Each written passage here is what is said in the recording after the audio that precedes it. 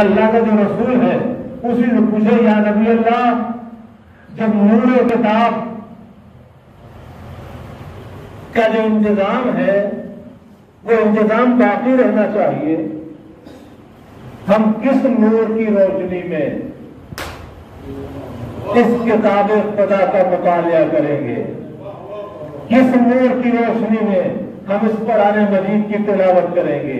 اس لیے یہ کتاب کے لیے تو دنیا بھی کہتی ہے، کتاب کے لیے دنیا بھی کہتی ہے کہ نور ضروری ہے، اور یہ اللہ کی کتاب ہے، لانے والے آپ ہیں، لہذا انتظام آپ بتائیے، انتظام آپ بتائیے کہ ہم کس نور کی روشنی میں اس کتاب کو پڑھیں گے۔ پیغمبر نے آواز دی اول ما خلق اللہ نوری، اللہ نے سب سے پہلے میرے نور کو خلق کیا ہے، انا وعلی من نور واحد، ہمارے لیے ایک نور کے دو حصے ہیں، اگر ہم نہ رہیں گے تو علی ہوں گے، علی نہ رہیں گے تو حسن ہوں گے۔ صلوات محمد علیہ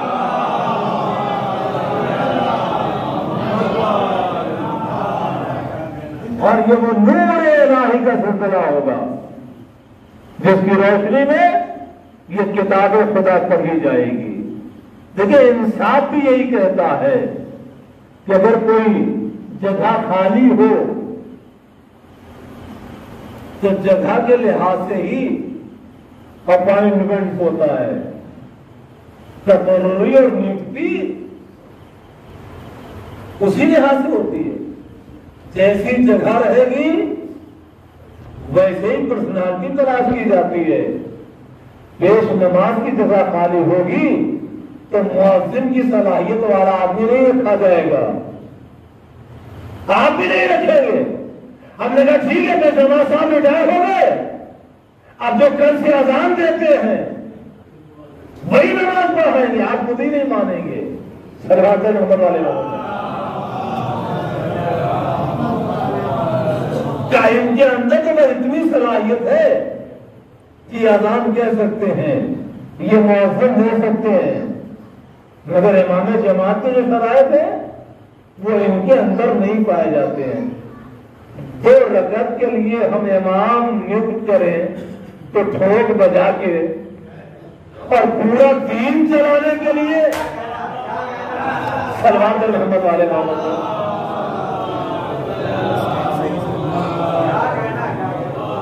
یہ کہاں کا انصاف ہے؟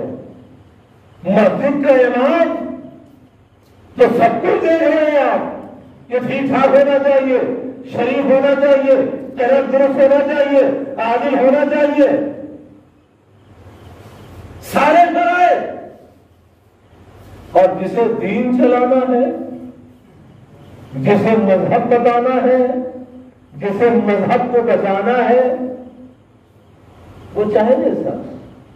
انصاف کہتا ہے کہ جب پہلا ہادی اللہ کی طرف سے ہے تو جب جب اس کی ضرورت ہو تو وہی کہو۔ اس لیے یہ نور کہاں سے آیا ہے؟ قد جاکم من اللہ، اللہ کی طرف سے نور آیا ہے۔ تو اگر سرکار خطی مرتبت کی جگہ خالی ہو رہی ہے تو کوئی ایسی پرسنالٹی ہو جسے لوگ نہ بنائے، جسے خدا نہ بنائے ہو۔ صلوات محمد والے بابا۔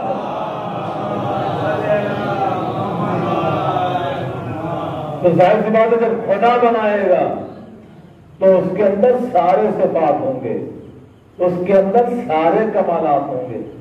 اسی لیے پیغمبر اسلام نے اپنی حیات طیبہ میں زبان تو بہت کہا ہے مگر کر کے بھی دکھایا، اور جو بات کر کے دکھائی جاتی ہے وہ جلدی فیڈ ہو جاتی ہے، بہت دن تک رہتی ہے نا۔ کر کے سیکھنا یہ تو آپ جانتے ہیں، اس کا نش کبھی مٹتا نہیں ہے۔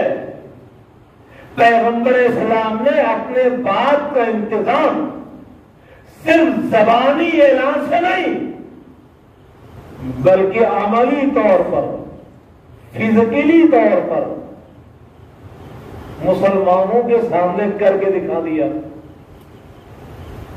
اب آپ حیرت میں ہوں گے کہ پیغمبر نے یہ کون سا کام کیا ہے کہ جہاں کر کے دکھایا کہ ہمارے بعد انتظام کیا ہے. ارے بھائی جب 1.25 لاکھ مسلمانوں کے ساتھ اللہ کا رسول مدینے واپس ہو رہا تھا تو راستے میں ایک واقعہ پیش آیا نا. ایک منزل اور ایک مقام پر اللہ کا حکم آیا کہ میرے حبیب اب رک جائیے یہیں آپ اور ایک کام کر کے آپ کو آگے بڑھنا ہے. مجھے پوری غدیر نہیں بیان کرنی ہے, پورا واقعہ نہیں پڑھنا ہے, مگر یہ تو آپ جانتے ہی ہیں زندگی کا آخری حج ہے حجۃ الوداع, اور وہ کر کے پیغمبر واپس ہو رہے ہیں. غدیر کے مقام پر پہنچے ہوئے پیغمبر کو روک دیا گیا. اب جب روک دیا گیا اور حکم آ گیا کیا کرنا تو پیغمبر انتظام شروع کر دیا. جب کہنے کا انتظام مکمل ہو گیا اور منبر بھی میدان غدیر میں بن گیا. ہاں منبر کی تعریف سن لیجیے. یاد غدیر آتی ہے منبر کو دیکھ کر. مجلس میں آنا اس لیے بدعت بتا دیا, یاد غدیر آتی ہے منبر کو دیکھ کر. یہ پہلا منبر ہے جو میدان غدیر میں بن رہا ہے. پیغمبر نے منبر بنایا اور منبر بنا کے پیغمبر منبر پر گئے. مگر آج جب پیغمبر منبر پر گئے تو تنہا نہیں گئے, اکیلے نہیں گئے, بلکہ ساتھ میں مولا کائنات بھی ہیں. یہاں پیغمبر بیٹھے, یہاں مولا بیٹھ گئے. اب بتائیے میں آپ سے پوچھتا ہوں کہ اگر میں آؤں منبر پر اور اپنے ساتھ کسی اور کو لے کے چلا ہوں تو آپ بتائیے میرا بیان کم سنیں گے, جس کو لے کے آؤں گے اسے زیادہ دیکھیں گے. یار یہ ہے کون, اس کو کیوں لائے ہیں, اس کی امپورٹنس کیا ہے, اس کی اہمیت کیا ہے, یہ راز کیا ہے. اب تک تو نبی تنہا جاتے تھے اور آج ڈبل ڈبل خود بھی ہے اور علی کو بھی ساتھ لے کے جا رہے ہیں. اب میرا تو دل یہی کہتا, جو کہ فطرت یہی ہے کہ مجمع نے نبی کی باتوں کو کم سنا ہوگا اور مولا کائنات کو زیادہ دیکھا ہوگا. صلوات محمد علیہ وسلم.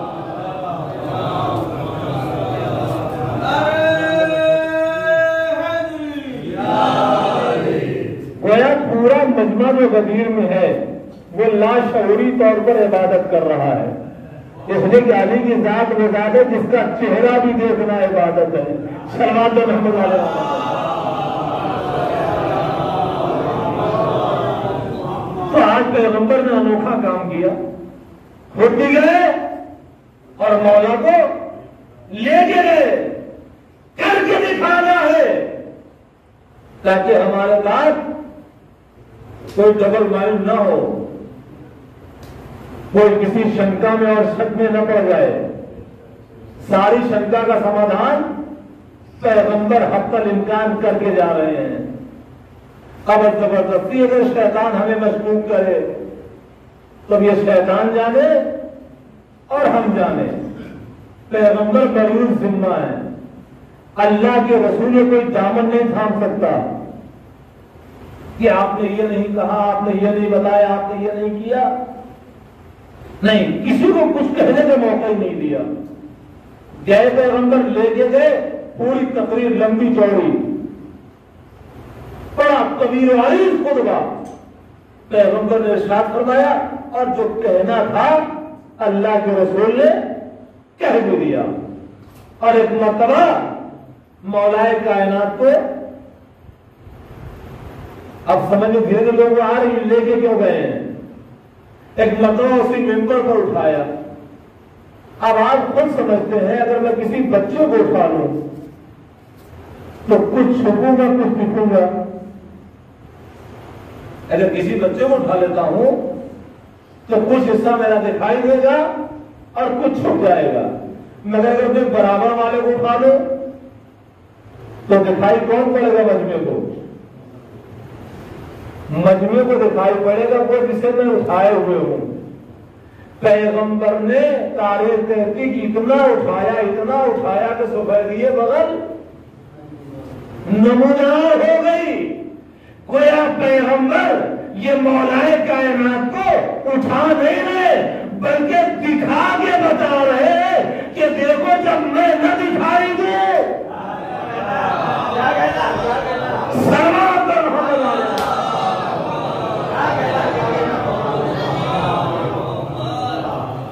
جب میں چھپ جاؤں, جب میں پوشیدہ ہو جاؤں, جب میں تمہاری نگاہوں سے نہ دکھائی دوں تو انہیں سامنے دکھائی دے رہا ہے نا.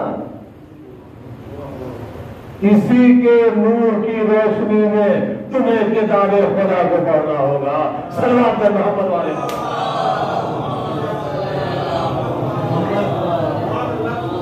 اس لیے کہ ہمارا نور جہاں سے آیا ہے یہ نور بھی وہیں سے آیا ہے. اور کیا کہنا اس کی عظمت کا, کیا کہنا اس کے مقام کا کہ جسے علی بھی اپنا بیٹا کہے, جسے نبی بھی اپنا بیٹا کہے. صلوات محمد والے بھائی امام حسن اور امام حسین یہ وہ ہے کہ جسے قرآن نے کہا ہے وَأَبْنَانَا, اپنے بیٹے کو لے کر کے آؤ. تو قرآن کہہ رہا رسول کا بیٹا اور تاریخ کہہ رہی علی کا بیٹا. تو کہ ایک وقت میں نبی کا بیٹا بھی ہو اور ایک وقت میں علی کا بیٹا بھی ہو تو اس کی منزلت کیا ہوگی, اس کا مقام کیا ہوگا, اس کا مرتبہ کیا ہوگا. اب یہ تاریخ اور یہ نظام ہمیں بتا رہا ہے کہ دیکھو نظام الہی ہے کہ جب تک دنیا رہے گی تب تک قرآن رہے گا. اس لیے قرآن ہمارے لیے آیا ہے, قرآن ہماری ضرورت کا نام ہے, قرآن ہمارے لیے قانون زندگی ہے. اور جب تک قرآن رہے گا تب تک نور رہے گا, تب تک نور رہے گا. جو سلسلہ مولائے کائنات سے شروع ہوا تھا وہ زمانے کے امام پر آ کر رکا ہوا ہے. صلوات محمد والے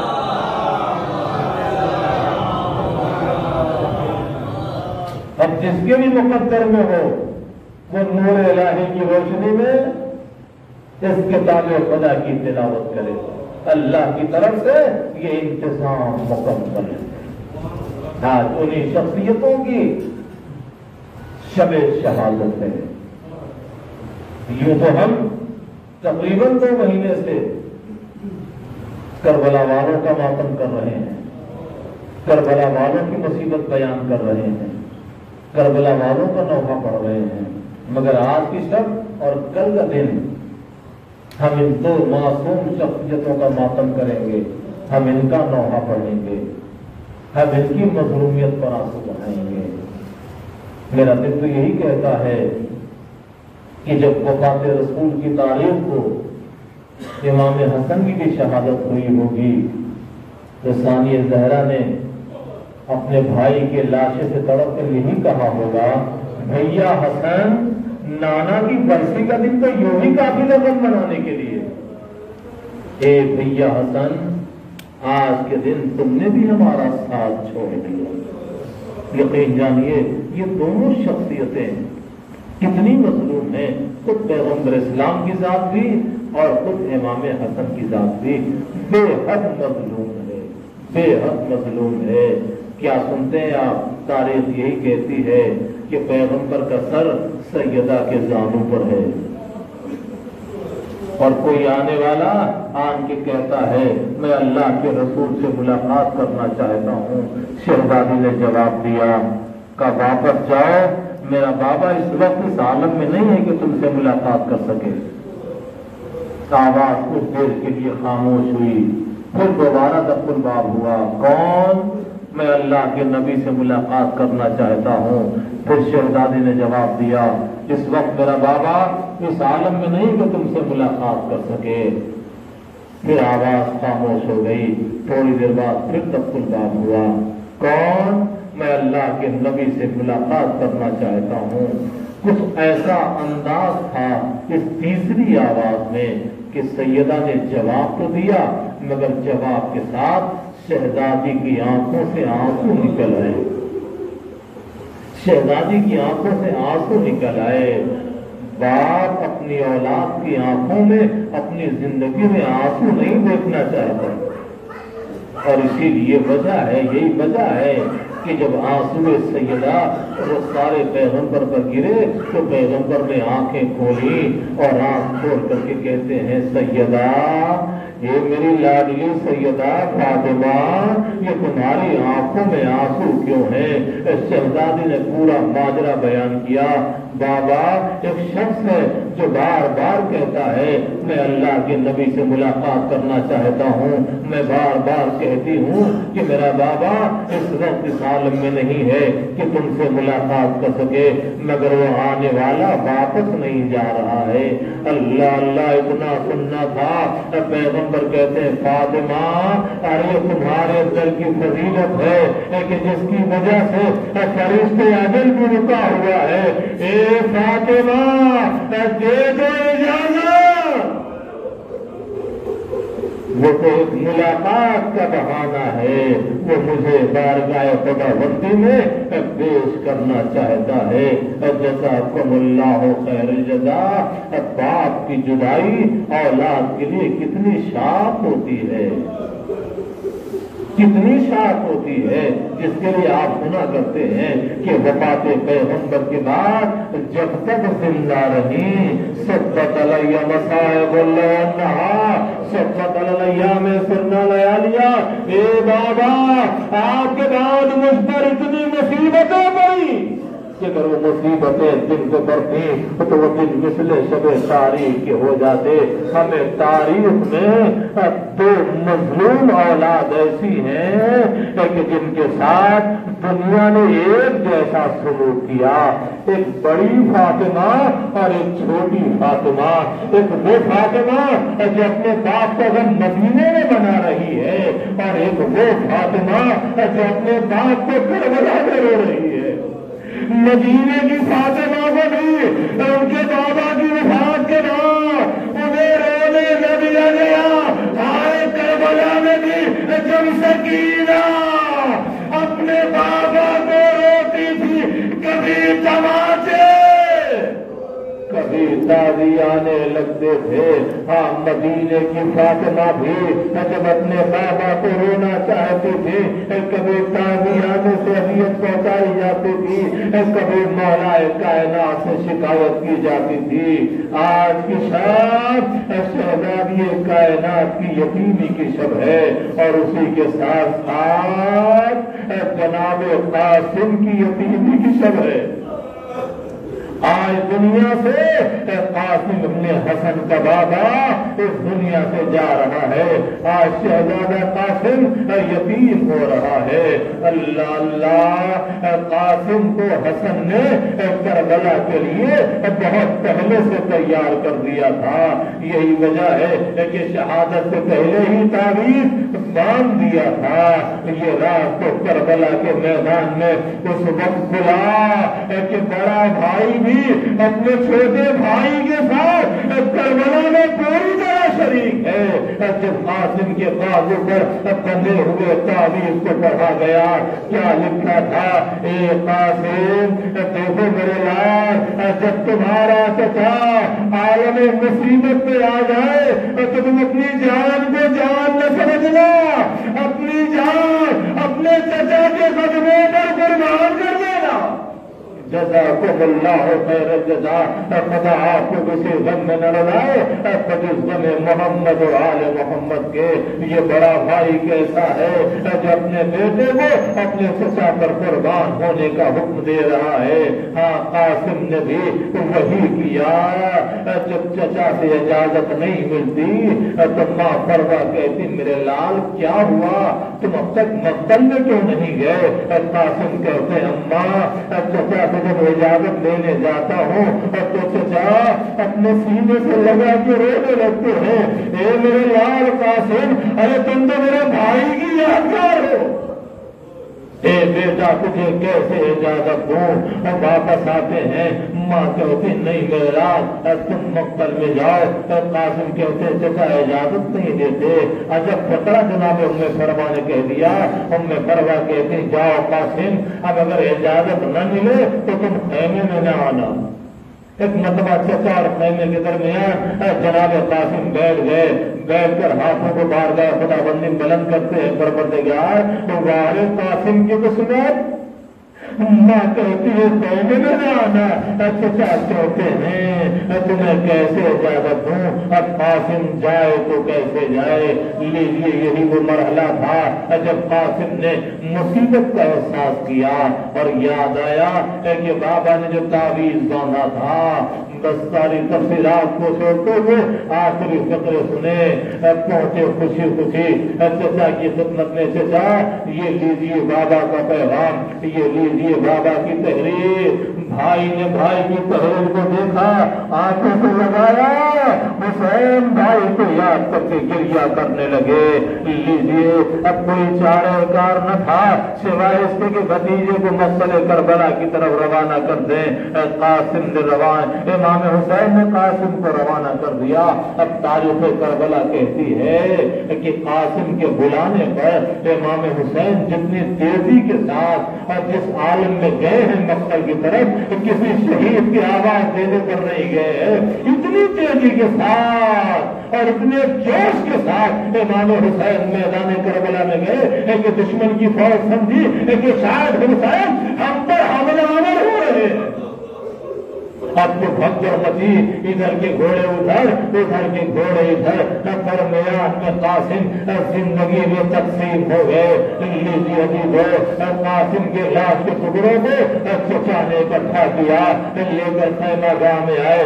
واہ محمد آ، واہ مصیبت آ کی صدائیں بلند ہیں۔ ایک مرتبہ جناب قاسم کی ماں ام فروا آتی ہیں اور کچھ دیر تک بیٹے کے لاش کے ٹکڑوں کو دیکھتی ہیں اور دیکھ کر کہتی ہیں اے قاسم جاؤ میرے لال جاؤ، تم نے اپنی ماں کو دادی کے سامنے خوشنود کر دیا، مگر جاؤ قاسم ابھی جب دادی اماں سے ملاقات ہوگی تو دادی اماں سے اتنا پیغام میرا ضرور کہہ دینا، اے دادی اماں آپ کی بیوہ بہن ہے، یہ پیغام کہا ہے کہ میرے پاس جو بھی سرمایہ تھا میں نے آپ کے لال پر قربان کر دیا۔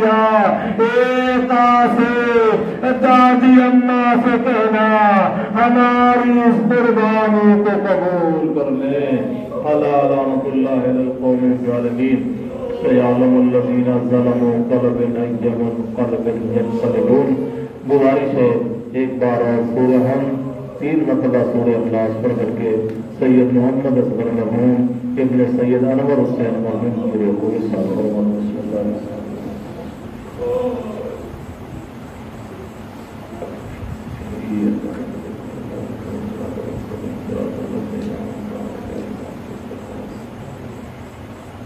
بسم اللہ الرحمن الرحیم۔ بسم اللہ الرحمن